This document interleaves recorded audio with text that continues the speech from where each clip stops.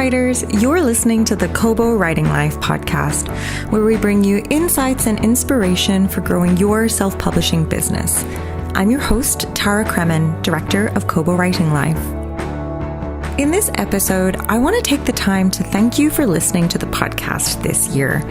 And as we wind down 2025, I wanted to do a quick year in review for Kobo and Kobo Writing Life and highlight all the things that we've achieved. So I hope that you enjoy this and take the time also to celebrate your wins in 2025.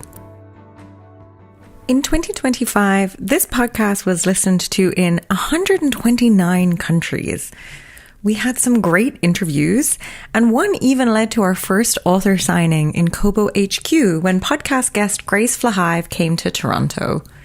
We also hosted our first ever live podcast at the Toronto Indie Author Conference, interviewing Tao Wong. We spoke about romantasy, inclusivity, storytelling, the business of writing, and so much more. And we also launched the Kobo Rewriting Life podcast this year, where we highlight great episodes from our backlist. If there's anything that you'd like to hear about specifically, please let us know. We're open to feedback, and you can let us know by reaching out on social or emailing the team directly at writinglife@kobo.com. And thanks again for listening, because we do this all for the listeners. So I really appreciate coming from 129 countries is totally wild. Moving on to Kobo in 2025, this was a year where we continued to keep the reader front and center of everything that we do. Our color devices have been so well received, and one of my favorite things to do is to take a little peek in the R Kobo subreddit just to see how much readers are really enjoying reading on their Kobos.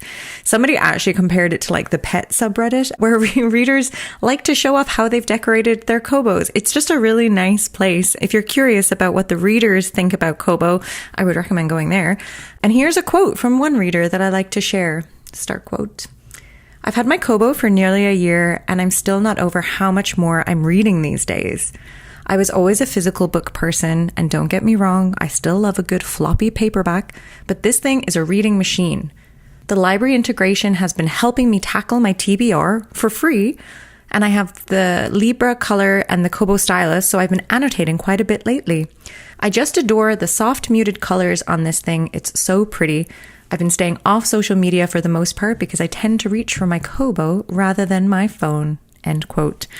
What a lovely quote. I had to share that. I could not resist. And another way that we're really listening to what the customers are looking for is that earlier this year, when Pocket suddenly shuttered, we at Kobo quickly pivoted to launch a partnership with Instapaper to keep customers reading. Instapaper allows for seamless integration, and so that you can add articles and actually then read them on your Kobo. I've been using it so much since we launched. I've even been adding long Substack articles to it so I can read them from the comfort of my Kobo. And then speaking of comfort, we have just launched the Kobo Remote. Readers have been asking for a comfortable way to stay reading uninterrupted, and the Kobo Remote allows for effortless page turning with a simple click either forward or backwards. The response has been overwhelmingly positive, and I love that as a company, we're really listening to what the reader wants and we're providing them what they want. And all of this helps you, the author, because we want Kobo to build an audience of readers for your books. So speaking of growing audiences, we continue to expand Kobo Plus, our non-exclusive subscription reading platform, in 2025. We launched Kobo Plus in Singapore, Malaysia, Argentina, Chile, Colombia, Peru, and Mexico. Kobo Plus is now available in 28 countries, and Kobo Writing Life authors are easily able to reach these readers. So if you'll indulge me, I have another quote that I'd like to highlight, and this came from an author on Threads. So start quote, "I can't say enough about my experience with Kobo Writing Life. Kobo Plus is a strong competitor to Amazon and treats authors fairly while giving readers really good value. As a reader, I dropped my Amazon Audible and Kindle Unlimited accounts to switch to Kobo Plus. Very happy with the selection and quality. As a writer, I believe that the way Kobo is doing business will become the platform of choice for authors very soon." End quote. And I agree, and I hope that we all have the same sentiment. We really want to make sure that our platform is the platform of choice for authors. And it's been so great working closely with authors and really seeing the impact that Kobo Plus has had on their earnings, which continue to rise.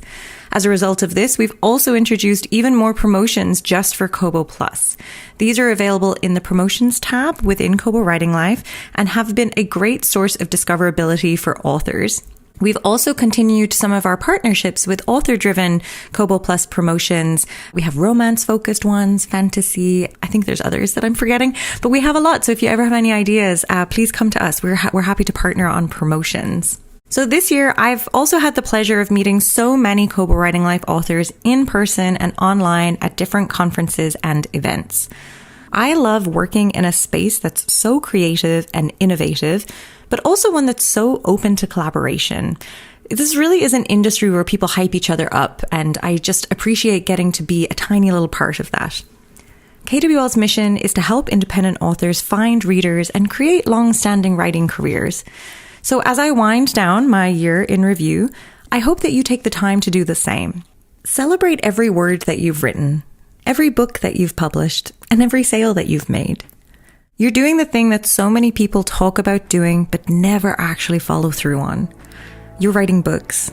You're giving readers an escape, and I want to just say a heartfelt thank you for all that you do. And here's to having a wonderful 2026. It's been a pleasure working with you, and thank you for listening. Thank you for listening to the Kobo Writing Life podcast. If you're enjoying this podcast, please be sure to rate, review, and subscribe. It always helps us when you're able to give some feedback. And if you're looking for tips on growing your self-publishing business, you can find us on social. We are at Kobo Writing Life on Facebook, Blue Sky, Instagram, and Threads. This episode was hosted by Tara Cremin, with production by Terrence Abrahams. Editing is provided by Kelly Robotham, and our theme music was composed by Tearjerker. If you're ready to start your publishing journey, sign up today at kobo.com/writinglife. Until next time, happy writing!